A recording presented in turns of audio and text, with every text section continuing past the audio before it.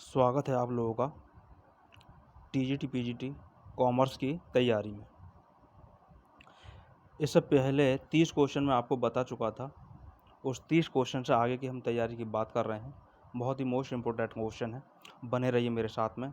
और ये ऐसे क्वेश्चन हैं जो कॉमर्स से संबंधित हर परीक्षा में आते ही हैं, तो बहुत ही इंपॉर्टेंट क्वेश्चन है। बीच में स्किप ना करें, वीडियो को शुरू से लास्ट तक देखें।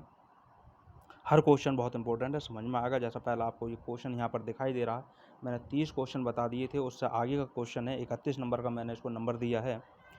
और पहला जो क्वेश्चन है यहाँ 31 नंबर का आज का, तो चार्टर्ड अकाउंटेंट अधिनियम पारित हुआ। तो ये कब पारित हुआ है, ये सबसे पहले क्वेश्चन में भी मैंने बताया था, उसमें व्याख्या में बताया था। इसका यहाँ आंसर भी आपको यहाँ दिखाई दे रहा है, डी। ये बिल्कुल राइट आंसर है, 1949। इसमें आपको आंसर दिख गया था पहले, अब जो आंसर दिखेगा वो बाद में ही दिखेगा। Question number 32। इससे पिछले का क्वेश्चन देखने के लिए आपको इससे ठीक पीछे वाली वीडियो आपको देखनी होगी, वो जा कर के आप देख सकते हैं। उसमें ये बहुत इंपॉर्टेंट 30 क्वेश्चन है। 32वां क्वेश्चन है, अंतर्राष्ट्रीय लेखा मानक समिति, जिसको इंग्लिश में कहा जाता है इंटरनेशनल अकाउंटिंग स्टैंडर्ड कमिटी, की लेखा मानक संख्या 2 का विषय है। यानी इसका जो मानक है, लेखा मानक अकाउंटिंग स्टैंडर्ड AS2, तो AS2 का जो विषय है वो हमारे पास में यहाँ 4 ऑप्शन हैं, इसमें से हमें देखना है। अगर आपको पता लग गया हो तो बहुत अच्छी बात है। इसका आंसर राइट होगा हमारे पास में ए।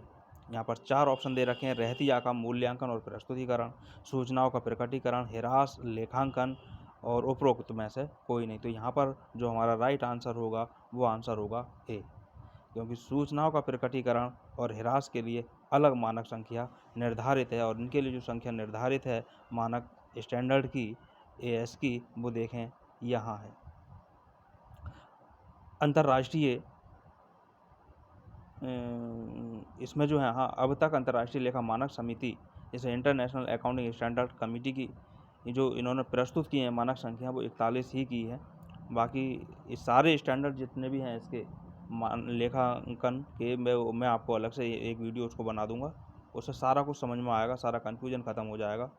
अगला क्वेश्चन आता है, कंपनी की एकीकरण से संबंधित लेखांकन किया जाता है। कंपनी के एकीकरण से संबंधित लेखांकन, यहाँ हमारे पास 4 ऑप्शन हैं। AS यानी लेखांकन मानक, AS14, AS20, AS16, AS12। तो यहाँ पर जो हमारा राइट आंसर होगा वो आंसर होगा हमारे पास AS14। बाकी इन सब का पिछले क्वेश्चनों में जो दे रखा है, AS20, AS16, AS12, इन क्वेश्चनों को मैं ऊपर भी सॉल्व करा चुका हूँ, बता चुका हूँ। इसका आंसर हमारा ए है। और AS, इसका व्याख्या भी आपको यहाँ पे पूरी मिल रही है। AS जो है 20 वो आय अर्जन से संबंधित है, और 16 है वो ऋण से संबंधित लागत का लेखांकन किया जाता है, और ये अनुदान से संबंधित है 12। इसके बाद अगला क्वेश्चन आता है, भविष्य में माल की आपूर्ति के लिए किसी ग्राहक से प्राप्त अग्रिम धनराशि है। अब वो क्या है, 4 ऑप्शन हमारे पास में हैं, आय, व्यय, चालू दायित्व और चालू संपत्ति। क्वेश्चन को फिर देखें, लाइन को एक बार सही से समझ लेंगे तो सारा ऑप्शन आप अपने आप तय कर लेंगे कौन सा होगा। भविष्य में माल की आपूर्ति के लिए किसी ग्राहक से प्राप्त अग्रिम धनराशि, हमने माल नहीं दिया है, धनराशि एडवांस में प्राप्त कर ली है, तो फिर वो हमारा चालू दायित्व हो जाता है, वो हमारा दायित्व बन जाता है, तो उसको हम शीघ्र माल की उपलब्धि कराएं। सी इसका राइट आंसर होगा, ये चालू दायित्व हमारा हुआ, बिल्कुल राइट आंसर है। क्वेश्चन नंबर 35, लेखांकन प्रमाप 14 के अनुसार क्रय प्रतिफल भुगतान होता है जो निम्नलिखित में से किसी एक को देय होता है। ये इसके अनुसार किसको इसका भुगतान किया जाता है, अंशधारी तथा ऋण पत्रधारी। दूसरा ऑप्शन है हमारे पास भी, ऋण पत्रधारी तथा लेनदार।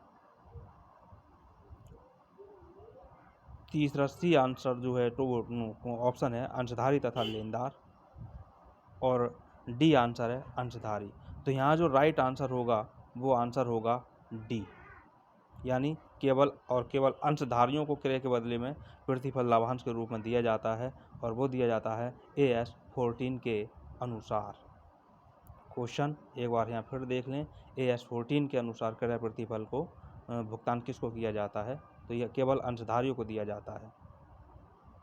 क्वेश्चन नंबर 36 है, भारतीय लेखांकन मानक संख्या 10 का संबंध है। तो 10 का संबंध है, यहाँ ऑप्शन हमारे पास में है 4 ऑप्शन। रहतिया के मूल्यांकन से, सरकारी अनुदानों के लेखांकन से, ह्रास लेखांकन से और स्थिर संपत्तियों के लेखांकन से। यहाँ जो ऑप्शन होगा पहले AS10 है, इसको ये है हमारे पास क्वेश्चन AS10 किससे संबंधित है, तो यहाँ स्थिर को स्थायी भी कहा जाता है। यहाँ जो इसका ऑप्शन होगा स्थायी संपत्तियों के लेखांकन से संबंधित होगा, स्थिर संपत्तियों के लेखांकन से होगा। स्थिर या स्थायी एक ही बात है। क्वेश्चन नंबर 37 जो यहाँ पर है, एक व्यापारिक प्रतिष्ठान के उद्देश्य में सम्मिलित नहीं है, यानी हमें यहाँ पर नेगेटिव आंसर देखना है, हमें यहाँ नेगेटिव आंसर देखना है। और इसका जो ऑप्शन है सकल निवेश को अधिकतम करना, दूसरा ऑप्शन है लाभों को अधिकतम करना, तीसरा ऑप्शन है विक्रय को अधिकतम करना, और चौथा ऑप्शन है उत्तर जीविता। तो यहाँ इसका राइट आंसर होगा, वो आंसर होगा ए, सफल निवेश को अधिकतम करना।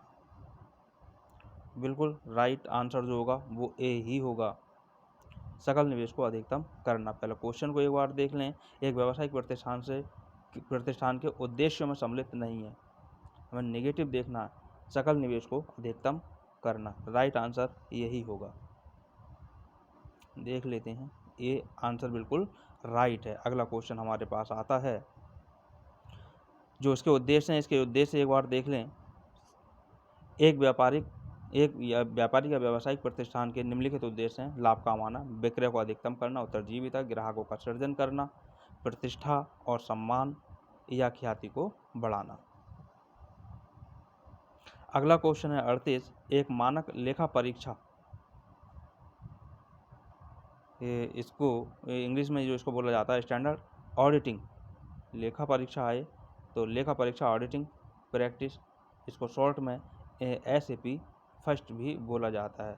व्यवहार संबंधित है, ये किससे संबंधित है, किस व्यवहार से संबंधित है, तो यहाँ पर ऑप्शन दे रखा, वित्तीय विवरणों के लेखा परीक्षा के उद्देश्य एवं कार्य क्षेत्र से। दूसरा है एक लेखा परीक्षा को नियंत्रित करने वाले आधारभूत सिद्धांतों से। तीसरा है ऑप्शन प्रलेखन से, और चौथा है कपट एवं गलतियों का पता लगाने से। तो यहाँ जो इसका राइट आंसर होगा वो राइट आंसर वित्तीय विवरणों के लेखा परीक्षा के उद्देश्य एवं कार्य क्षेत्रों से संबंधित होगा। राइट आंसर ए होगा, राइट आंसर ए है, बिल्कुल यहाँ पर राइट है आंसर ये।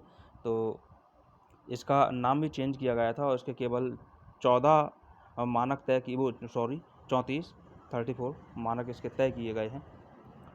पहले इसका नाम स्टैंडर्ड ऑडिटिंग प्रैक्टिस था, जो इसका नाम अब ऑडिटिंग एंड एश्योरेंस स्टैंडर्ड हो गया, यानी AAS। क्वेश्चन नंबर 39 है, लेखांकन के दूरदर्शिता सिद्धांत के संबंध में निम्न में से क्या सत्य है। पहले हमें ये दूरदर्शिता शब्द को अगर हम समझ लें, इस दूरदर्शिता को रूढ़िवादिता भी कहा जाता है, ये इसका सिद्धांत भी था लेखांकन में, शुरुआत में ही इसको बताया भी गया है, आपने इंटर में भी इस चीज़ों को पढ़ा होगा। तो इसी से अब आपने अर्थ को समझ लिया होगा। अगर आपको इस दूरदर्शिता का अर्थ मालूम नहीं है तो इसका ऑप्शन आप नहीं खोज पाएंगे, और दूरदर्शिता का अर्थ अगर हमें मालूम है या इसका पर्यायवाची मालूम है तो हम इसका आंसर बड़े आसानी से इसमें से खोज लेंगे। इसमें है रूढ़िवादिता में बताया जाता है कि लाभ की चिंता बिल्कुल भी ना करें, भविष्य में होने वाली संभावित हानियों की भी चिंता करें, व्यवस्था उसकी कर लें। तो पहला आंसर हमारा राइट होगा, भावी हानियों को ध्यान में रखना। क्वेश्चन नंबर 40 जो हमारे पास में है, निम्न में से कौन एक चालू दायित्व में सन्निहित नहीं है, यानी कौन सा चालू दायित्व नहीं है। तो यहाँ पर ऑप्शन दे रखे हैं, देय बिल हमारा चालू दायित्व है, संभाव्य दायित्व यहाँ पर दे रखा है, और सी में दे रखा है व्यापारिक लेनदार, डी में दे रखा है ऋण पत्रों पर अदत्त ब्याज, ऋण पत्रों पर अदत्त ब्याज ये भी हमारा दायित्व है, व्यापारिक लेनदार भी दायित्व है, और देय बिल भी हमारा दायित्व है, और ये सब चालू दायित्व हैं। तो यहाँ पर जो है संभाव्य दायित्व बचा, ये संभाव्य दायित्व चालू दायित्व नहीं है। इसको बिल्कुल अलग आर्थिक चिट्ठी में दिखाया जाता है, नोट के रूप में दिखाया जाता है। तो ये राइट आंसर हमारा हो गया संभाव्य दायित्व। अगला क्वेश्चन आता है, स्वामी द्वारा अपने निजी उपयोग हेतु व्यवसाय से माल निकालने पर क्रेडिट किया जाता है, कौन सा खाता क्रेडिट किया जाता है? बिक्री खाता, क्रय खाता, आपूर्तिकर्ता का खाता या रहतिया खाता? तो यहाँ पर आपने अगर जर्नल एंट्री अच्छे से सीख रखी है तो आपको ध्यान होगा क्रय खाता। यहाँ पर माल निकाला गया अपने निजी व्यय के लिए तो ड्राइंग्स अकाउंट आहरण खाता डेबिट हो जाएगा और परचेस अकाउंट जो है वो क्रेडिट हो जाएगा। तो यहाँ पर क्रय खाता जो है ये हमारा राइट आंसर होगा। फिर भी मैं इसकी आपको जर्नल एंट्री दिखा देता हूँ। जर्नल एंट्री जो है इसकी वो ये है, ड्राइंग्स अकाउंट, ये आपको दिखाई दे रहा है। ड्राइंग्स अकाउंट ये डेबिट होगा और टू परचेस अकाउंट, इसी के आधार पर हम तय करेंगे कि इसमें क्रय खाता क्रेडिट होगा। अगला क्वेश्चन चलते हैं, लेखा सूचनाओं का प्रयोग वाला समूह है व्यवसाय के स्वामी। लेखा सूचनाओं का प्रयोग वाला समूह है व्यवसाय के स्वामी, व्यवसाय के प्रबंधक, व्यवसाय के भावी विनियोजक, उपरोक्त सभी। तो यहाँ जो आंसर राइट होगा ये सभी आंसर सही हैं, उपरोक्त सभी आंसर इसके सही होंगे, ये सभी समूह हैं, डी ठीक है। क्वेश्चन नंबर 43 है 43, भारतीय लेखांकन मानक परिषद accounting standard board of India ASVI द्वारा निर्गमित प्रथम लेखांकन मानक संबंधित है। प्रथम लेखांकन मानक स्कंध के मूल्य से, ह्रास लेखांकन से, लेखांकन नीति के प्रकटीकरण से, और डी है आय की पहचान से। तो यहाँ जो हमारा राइट आंसर होगा वो सी आंसर होगा। ये क्वेश्चन ऊपर भी आ चुका था किसी नंबर पर। तो लेखांकन नीतियों के प्रकटीकरण से ये संबंधित है क्वेश्चन, हमारा राइट आंसर है बिल्कुल। अगला क्वेश्चन आता है, आधुनिक युग में लेखांकन जाना जाता है। तो पहला यहाँ ऑप्शन है, मौद्रिक इकाइयों में व्यक्त किए जाने वाले व्यवहारों के लेखन, वर्गीकरण तथा संक्षिप्तीकरण करने की कला के रूप में। दूसरा इसका ऑप्शन है, क्वेश्चन को जरूर ध्यान रखेंगे, आधुनिक युग में लेखांकन जाना जाता है। बी इसका ऑप्शन है, व्यवसाय की भाषा के रूप में। सी आंसर है, व्यावसायिक सूचनाओं के स्रोत के रूप में। और डी आंसर है, उपरोक्त सभी रूपों में। तो यहाँ पर जो हमारा आंसर होगा उपरोक्त सभी रूपों में, यानी डी आंसर इसका बिल्कुल करेक्ट होगा। क्वेश्चन नंबर 45, पुस्तपालन का अर्थ है। पुस्तपालन का अर्थ, ये शायद क्वेश्चन ऐसा लग रहा है कि रिपीट हो रहा है, फिर भी क्वेश्चन अगर रिपीट हो रहा है तो बहुत अच्छी बात है। पुस्तपालन का अर्थ है प्रारंभिक पुस्तकों में लेखे करना, लाभ हानि खाता तैयार करना, शुद्ध लाभ की गणना करना, साझेदारी संलेख लिखना। अगर आपकी ये क्वेश्चन रिपीट है और आपको ध्यान आ रहा है या आपका पहले ही कक्षा 11-12 में पढ़ा हुआ और याद आ रहा है तो ये समझ लो बहुत अच्छा है, ये आपके लिए पॉजिटिव बातें हैं। इस तरह की अगर आपको हो रही हैं तो प्रारंभिक पुस्तकों में लेखा करना ही पुस्तपालन है, जिसको हम कच्ची बही में या सीधे जर्नल में इसको लेखा करते हैं, वही हमारा प्रारंभिक लेखा है, पुस्तपालन है।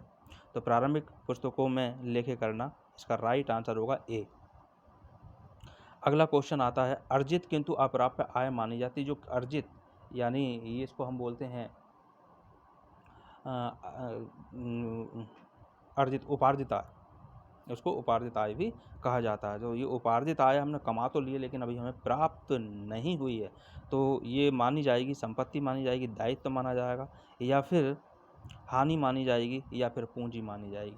तो ये हमारे पास में, क्योंकि कमा ली है तो फिर ये हमारी संपत्ति मानी जाएगी। इसका राइट आंसर जो होगा वो हमारे पास में ए होगा, संपत्ति मानी जाएगी, राइट आंसर है।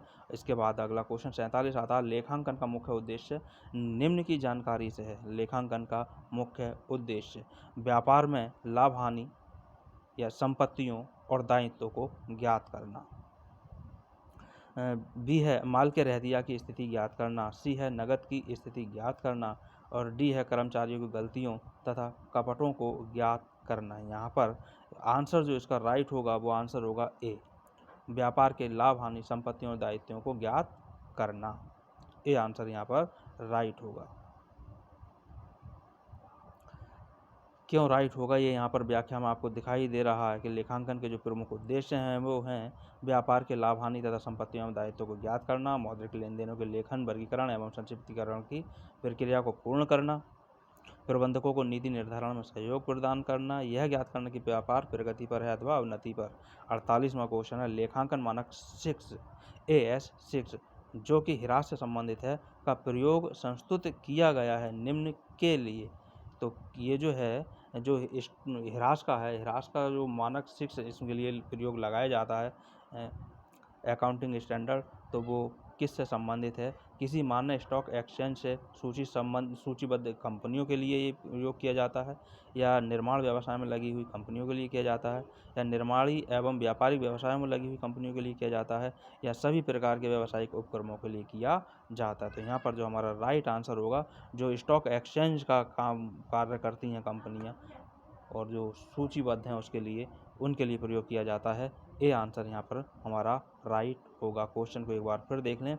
लेखांकन मानक 6 है, ह्रास से संबंधित है। इसका जो प्रयोग है संस्तुत किया गया है काय के लिए?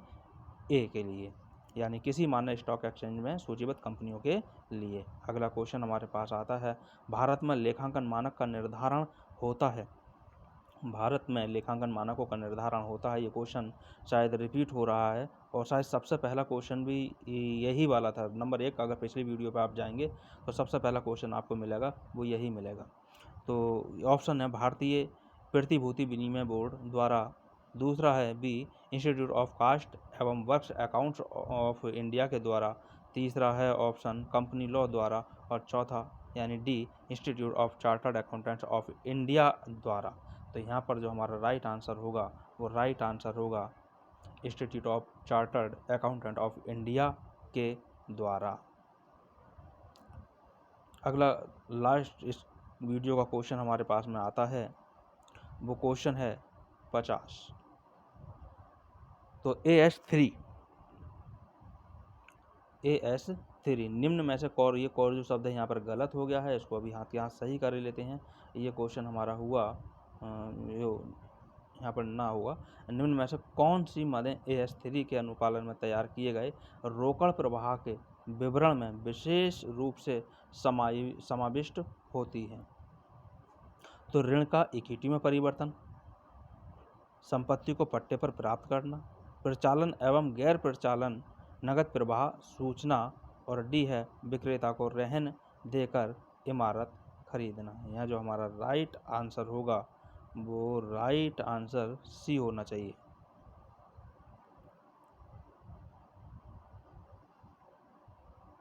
प्रचालन एवं गैर प्रचालन नगद प्रवाह सूचना, सी आंसर बिल्कुल यहाँ पर राइट है। तो इस तरह से ये हमारे 20 क्वेश्चन कंप्लीट हुए। 30 क्वेश्चन पिछली वीडियो को और 20 क्वेश्चन इस वीडियो को, कुल मिलाकर ये 50 क्वेश्चन हो गए। आप लोग इन क्वेश्चनों को अच्छे से तैयार कर सकते हैं TGT PGT कॉमर्स के लिए। सहायक अध्यापक और प्रवक्ता दोनों में ये क्वेश्चन पूछे जाते हैं, और इसी में नहीं, हर परीक्षा में कॉमर्स के प्रश्नों को पूछा जाता है। वीडियो अगर आपके काम की नहीं है तो आप किसी को इसको शेयर कर दें जिसको ज़रूरत है, और अगर आपके काम की है और वीडियो जो चैनल पर आप नए हैं तो वीडियो को लाइक करें, कमेंट करें, शेयर करें, और साथ ही साथ चैनल को सब्सक्राइब भी कर सकते हैं, जिससे आने वाली सारी वीडियो आप तक पहुंचती रहेंगी। धन्यवाद।